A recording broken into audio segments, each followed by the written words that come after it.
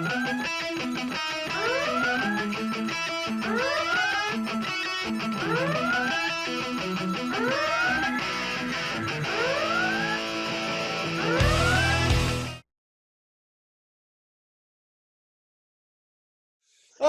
good evening, everyone. Welcome to the Omega Files. I'm your host, Dr. Freedom, and tonight we've gathered to sit down and talk about a very, very interesting movie, which seems to be the conclusion of some very, particular X-Men characters that have been established. We're talking about the movie Logan that was released earlier this year. Okay, let's go around and get hey there, hi there, ho there's from everybody. Let's start with AJ. Hey guys, how are you? Okay, Susan. Hello from California. Okay, Carol Ann. Hello. Okay, Graham. Evening, kids. Can you feel the excitement? No. Enjoy. Philip. Hello, good evening and welcome. All right, Kevin. Hello, good evening. And Beefhead. Wobble dub dub. I know what I'm talking about, and I can improve it all mathematically. I know. I kind of feel weird that we don't have Liam in here tonight with us. But okay, let's see. Very, very interesting movie. It's obviously fast forwarded a little bit into the future where things have not gone, quite so well for mutant kind. Apparently, there's little to, very few of them, if at all, still in existence. We see a very, very, well, let's just say, Alzheimer's Professor X, and a bunch of other, plus the fact Logan seems to be suffering some sort of sickness in relation to his current thing, having to do with the animanium, if I remember correctly. But okay, let's get your guys' the first impressions on it. Okay, let's flip around the order. Let's start with Beefhead. What are your first thoughts on Logan? I'm very much looking forward to it, to be honest with you. And I went into it because I haven't read the Old Man Logan books that they're based on, and I believe that the film adaptation is a very loose thing. Hugh Jackman really does encapsulate the character. It is something that started with him, and by the end of this movie, there's no going back. I don't think for him to it. It's a very graceful, very measured movie. And it does all the right beat points. There are aspects of the portrayal of Patrick Stewart does of someone, and of someone getting towards the end of their life, and the sort of duality of the Alzheimer's condition that he's suffering. But it does sort of fall apart. You have the great character structures, and aside from the idea of someone's, the kid teaching him to be a person, to be a man again, or a person again, a functioning member of society, and him in turn turning her into a person as well, from a feral creature. There's not much else to it. It doesn't really resolve well. It's not sewn together. The threads are there, but I was a bit disappointed by the end of it. I had to watch it a second time, see if I was just misreading it, and I don't think I am. It just doesn't sew together, which is really disappointing, because I do feel there's a lot of emotion put into it. Okay, Kevin. I love this movie from the beginning to the end. And our rating, so heavy violence and blood everywhere. And the girl X-23, so we got a lot of stuff to talk about. All right. Graham. For me, much like Beef, I'm not familiar with the source material, the Old Man Logan thing. Going into it, this was Jackman's last hurrah. We assumed it was Stewart's last hurrah up until a recent interview on a Facebook Live thing for MTV, I believe. It still very well could be his last hurrah, and if that's the case, not a bad way to go for the two of them. It struck me as like a type of Thelma and Louise meets Mad Max, Thunderdome meets, I don't know, post-apocalyptic 2029 / X-Men. And you've got various subplots running throughout. You've got the genetic hospital modifying the kids, which isn't a new idea, but it's interwoven nice here. Logan, you know, he's got his disease, and he's basically a glorified Uber driver with a limousine, earning money to get the drugs required. You know, what can you do? You've got to get by in apocalyptic times. The leads were good. The story was good. I enjoyed the movie. Just to beef up on his point with regards to the resolution, only Hugh Jackman can go out and be killed off by Hugh Jackman. Go figure. Not the best resolution, but still a damn good movie. Okay, Carol Ann.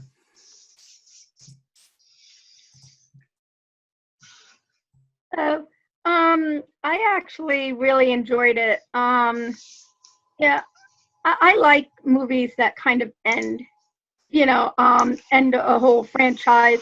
And the way I looked at it is this was a perfect ending for Wolverine and, Professor X. And, basically you can even argue that it could be a really nice ending to the whole X-Men in general, because, when you keep having a movie and you keep having sequel after sequel after sequel, eventually it gets boring and stale. And, so this, sometimes the best movies are like the ones that have an ending, so, and Patrick Stewart and Hugh Jackman, in my opinion, totally nailed their performances, where you have like the end of both of their lives, and it's because of their mutations, you know what I mean?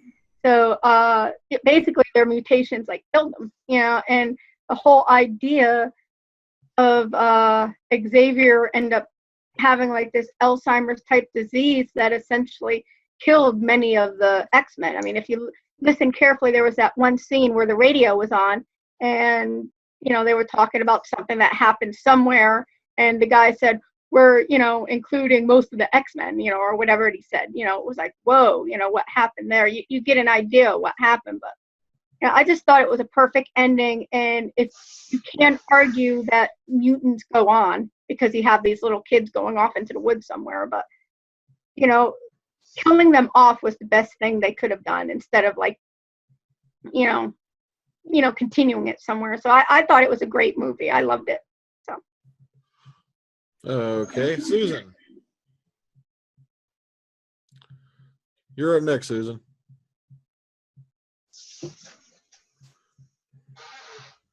Susan, are you there? All right.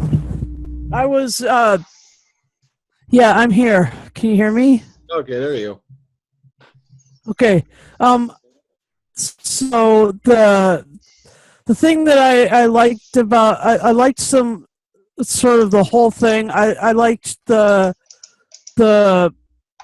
two different Wolverines, the cyborg one and the regular one, and then I liked the girl Wolverine and the older Logan Wolverine combination, those pairings. And then I liked how the Charles Xavier character was really still incredibly sacrificial, which was, it made it okay that the whole thing ended up sort of tapering off towards their ultimate. I mean, the action ramped up, but their life tapered off, and I don't really have anything bad to say about it. I enjoyed it a lot. Thanks. Okay, AJ. Yeah, hi there. Yeah, I didn't mind this movie. I did do a little research in the Old Man Logan story by watching a couple of YouTube videos, and it's vastly different to this movie. It involves the Hulk and all this other stuff I'm not going to get into.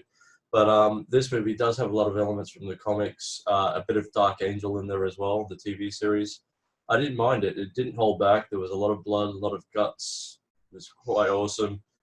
I also like the fact that it's the ending of both Professor X and Logan, that these two characters who have been on opposite ends sort of coming together to be at the end of their own story with the betrayal of their bodies, like Logan dying, slowly degenerating, and Professor X slowly going insane. So I think it was quite a fitting end for the pair of them, and hopefully they can do something awesome with the X-Men TV series, which is coming out soon apparently. So yeah. Okay, Philip. Hello. Hi. Yeah.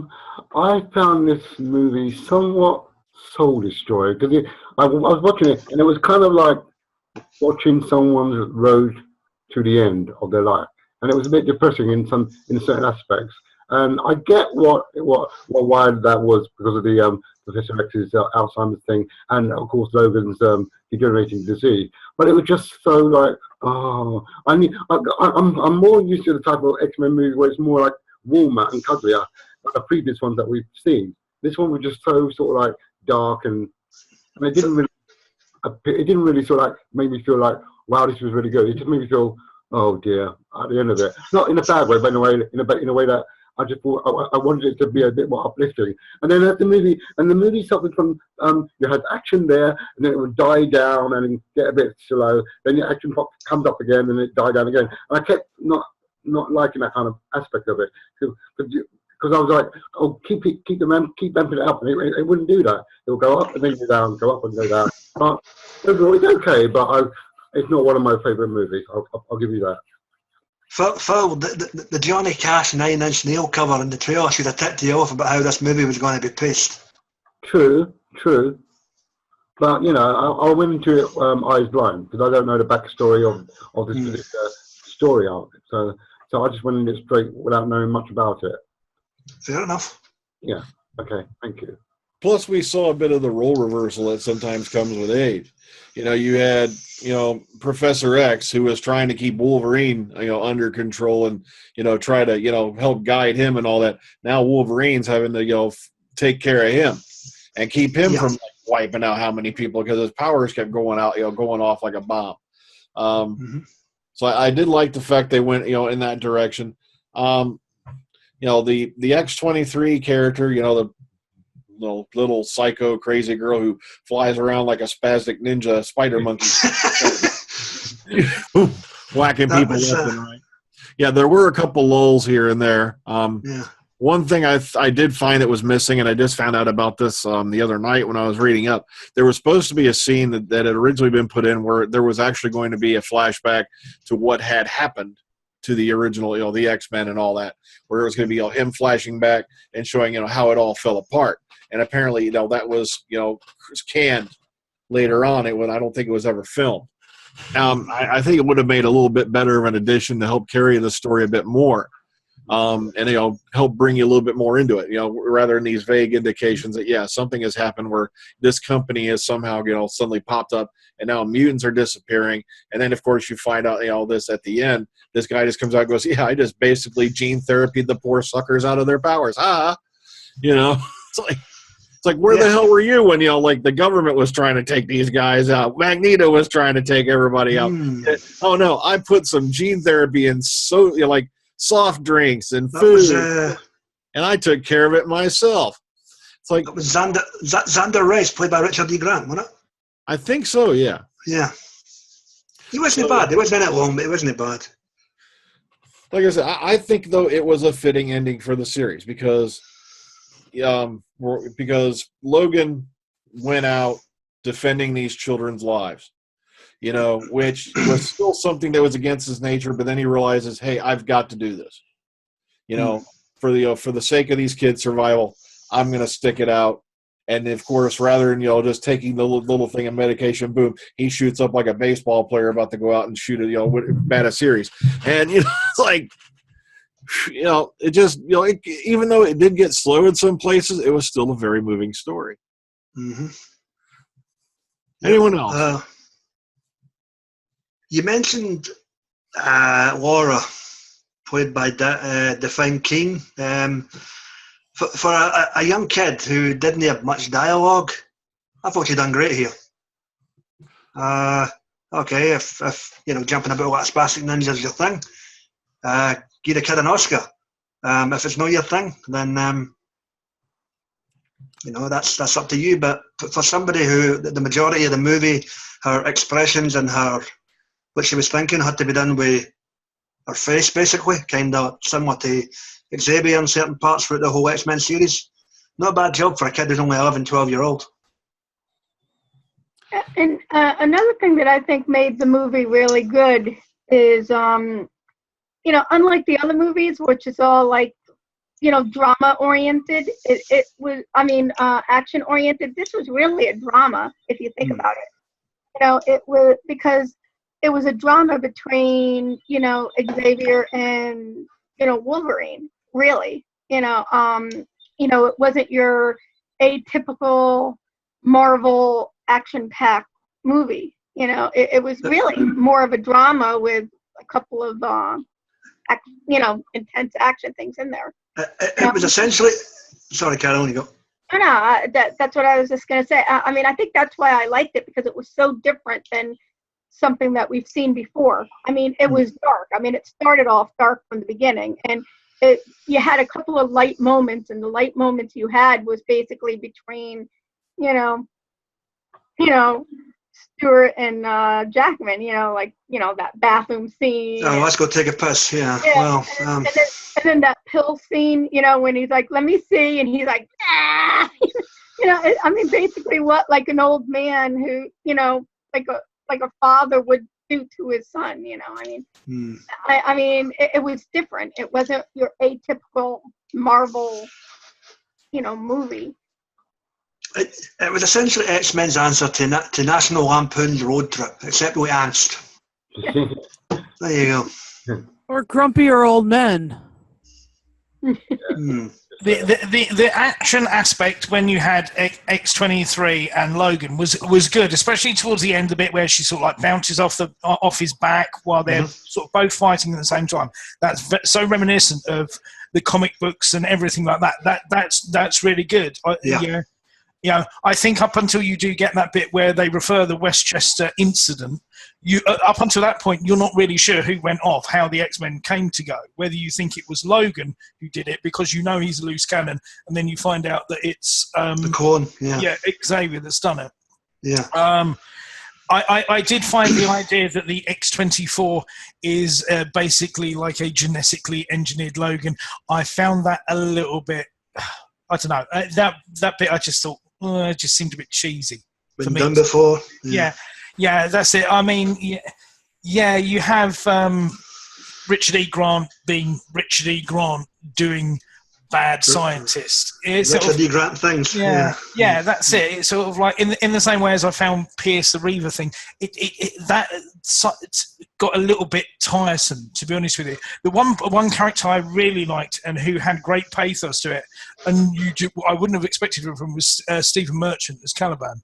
Oh yeah, good point. A guy who's constantly known for comedy, basically, and he's doing something quite serious there and quite measured. I was surprised the family scene with the horses and everything like that, and that just seemed like padding, to be honest with you. Is it an idea of how the family thing? I didn't realise Eric LaSalle was still working, to be honest with you. He must face it. Go on. That's a good point. Well, I kind of get it. There had to be I don't want to be, non-PC or anything, but there had to be a token family in there that got slaughtered when the clone showed up. So why know these guys? And plus, it might have been padding in the sense that they slowed down halfway through the movie. But in a way, it did have a somewhat of an end to it, even though it was padding. So that's how you find it. The only major nitpick that I really had about the whole thing, and it really just completely defies the whole law of physics, there is no way in hell that a Chrysler would take that much punishment and keep running. Yeah. The only thing that I've got a nitpick about, and it defies the laws of height, is how that kid drove the truck. Could their feet even reach the pedals? Just saying. She used her foot claw. That's right, right.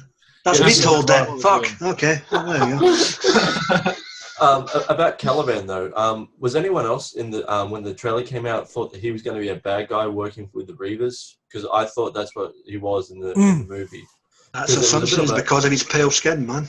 No. Because you never actually see Caliban, Professor X, and Logan all together in the same part of the trailer. He was always sort of separate and with the Reavers. So it looked like he was a bad guy, which I thought was clever. And I think the way Graham's come dressed as him tonight is absolutely. I have to applaud it. Oh man, I have to applaud this. You beat me to it. I was about to say, let me see. He's real pale, burns in the sun. Is he Scottish? Yeah. No. Don't worry, I can't smell anyone. Yeah. It's the thing that I liked it. It was the character aspect. It just seemed to be the two stories of Xavier and Logan, and the kid. The overall, the MacGuffin of getting these kids and getting them to safety, it just didn't function for me, because the thing is, it's sort of a case of, well, these are nurses who work in a hospital, but they think comic books are real. It's yeah. Well, I get your point there. To be honest, I wasn't really paying attention to the whole comic book aspect. I thought that was just what was in the kids' mind. Our safe haven. And then you have these, all the magic kids who all of a sudden just managed to get there. So Neverland, didn't it? Yeah. It was like Mad Max 3, the end of Mad Max 3. Thunderdome. That's what I said. Yeah. We were Thunderdome. They signed a Tina Turner though. Just saying. Yeah. Yeah. My dad with this comic book part was really funny when, we got ourselves an X-Men fan. He looks at the comic book, this is all bullshit. This is about 25% of it actually happened and not the way they say it did. It's what Carol mentioned earlier. What keeps us basically afloat is the banter between Stewart and Jackman and their intermediate scenes, Like just when they're going back and forth, cussing and swearing. Don't say fuck in front of a child. Things like that. The bit when they've had the meal in the family's house, he goes to the bathroom to take his pills. Oh, very little food and no pills. She must think I'm fucking 90. Just I'm fucking 90. Quality stuff like that. It's nice to see Stuart being able to let rip on screen like that, because it's sort of. Yeah.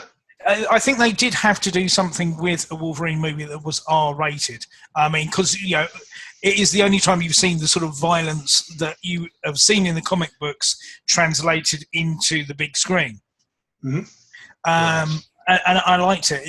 It's really about those two. It's really about those two more than anything else, and that's what holds that film together. Mm-hmm. Definitely.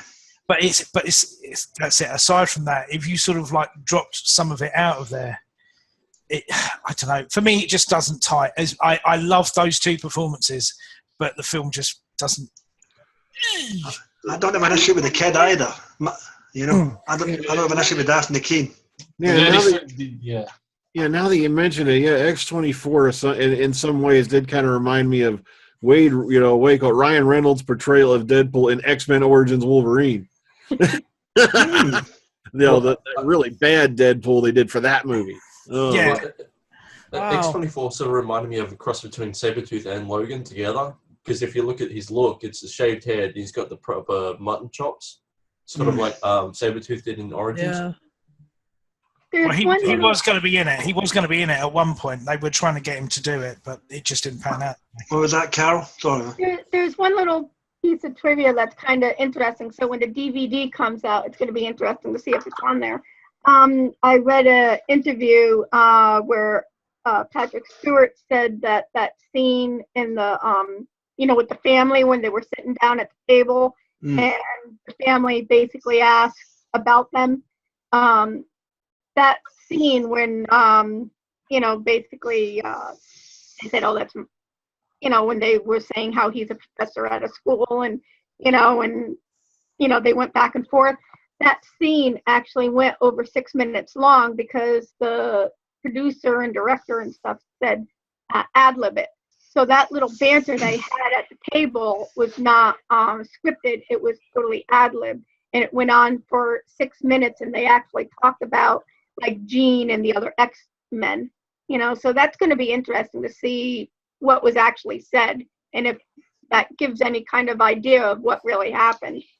Well, they've got to hold something back for the extended edition DVD and Blu-ray, I guess. So. I mean, the only negative thing I would have, and it's kind of, it's kind of mean what I'm going to say, but when that little kid finally started talking and she was going like a mile a minute, me and my friend at work, because she saw it the same night, we both agreed that she sounded like a mad chihuahua. Well, that's no racist at all. Yeah, because he was like, "Na, na, na, na, na, na, na," and he's like, shut up. That was Xena. Huh? So it would have been kind of nice if they like kept her mute, because she was Hispanic, I mean. Because sometimes it almost sounded like she was yelling, but that's why what you said. I mean, that kid was great. I mean, she did so much good stuff. Basically, the whole movie was her acting without talking. Yeah. Yeah, but she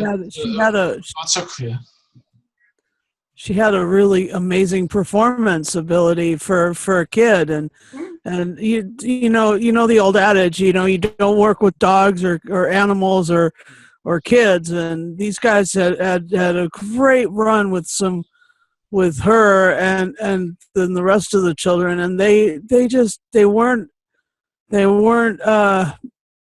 bad actors at all. There wasn't a bad actor in the lot of them. It was really cool to see them, pull off this, and she was really brilliant. I really loved the way she pulled on their empathy, and yet she was still really badass. She was still really, really cool superhero type. Anyway. Yeah, the part about when Wolverine comes out of his limo, at the backside of his limo, then his claws start to malfunction, and one claw doesn't come out to the end. Yeah. That was pretty messed up with that scene where he's grabbing the claw and he's physically yanking it out, like he's like really paying just to do it. Yeah. That was like really heartbreaking. That and Professor X, when you first see him in that fallen over silo, where he's like running around, he's saying all these weird things. I was gonna laugh. I love that. The Taco Bell commercial. Yeah. Oh, man. I was gonna laugh, and I'm like, I can't laugh at this. I'm a sick bastard. I had to laugh, man. That was. But get your chicken changa sandwich here. Did everyone else see the Cerebro flashback with the roof? How it's got all the holes with the light shining through. It looks like Cerebro. Yeah. That was awesome. I thought that was brilliant. Chimichanga. Oh man. You see Deadpool pops his in chimichangas?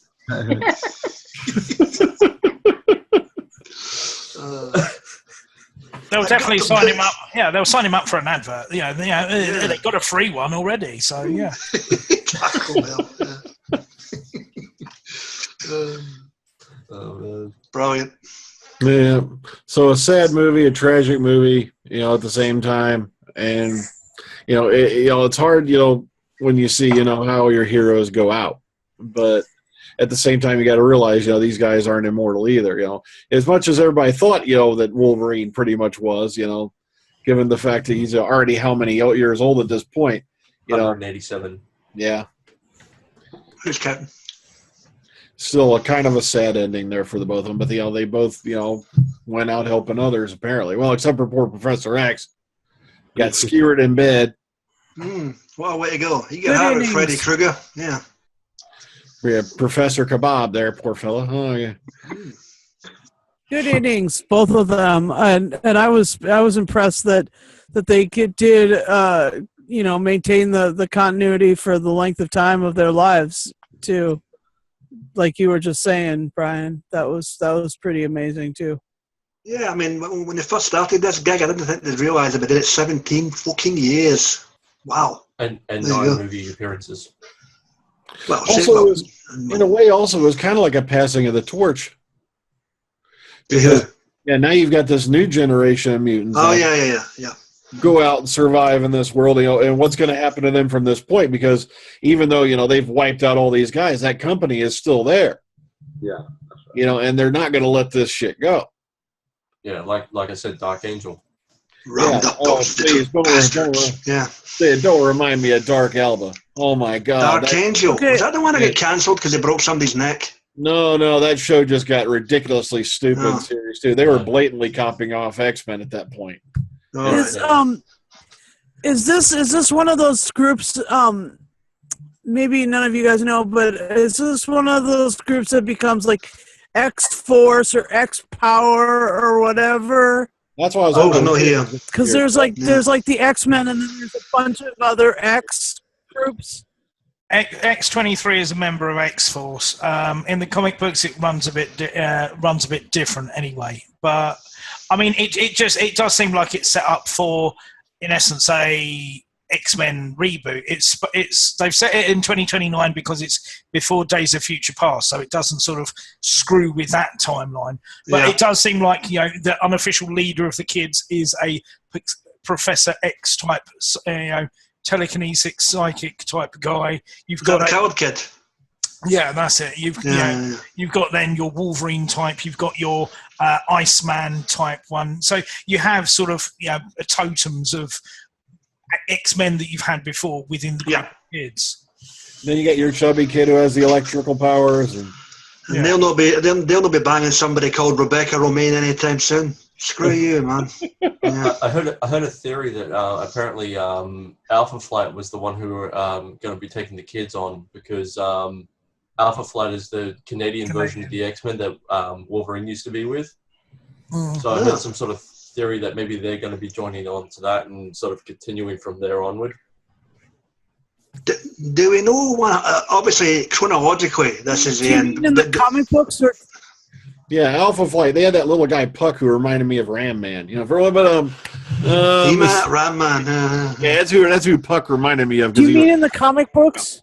Yeah, there was that's where Wolverine started out, was with a company called Alpha Flight. That was like the Canadian version of the X-Men. They worked for the military. Yeah.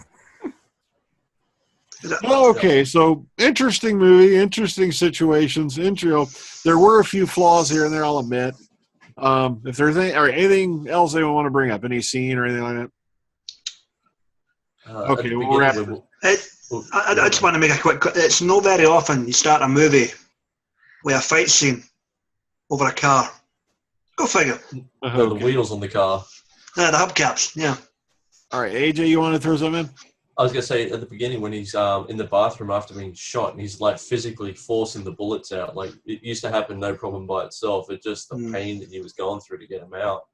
I thought that was pretty gruesome in itself. Yeah, plus all the scar tissue and on that, so he's obviously not healing at the same level he used to. No. Okay, so let's rate this sucker and we'll put it to bed, shall we? Yeah. Okay, let's start with Susan. How do you rate this one out of 10? I'll give it an 8.5 out of 10. I liked the little kid Wolverine, and I liked the depth that Patrick Stewart and Hugh Jackman showed in their characters. All right, AJ. I'm going to give this 5.5 claws out of 6.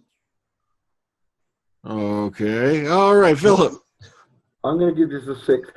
I mean, there were some good bits to it, especially with the little girl doing her fight scenes here and there and everywhere. I just couldn't really get a hack on the film. It was good, but it wasn't as good as I thought it would be for me.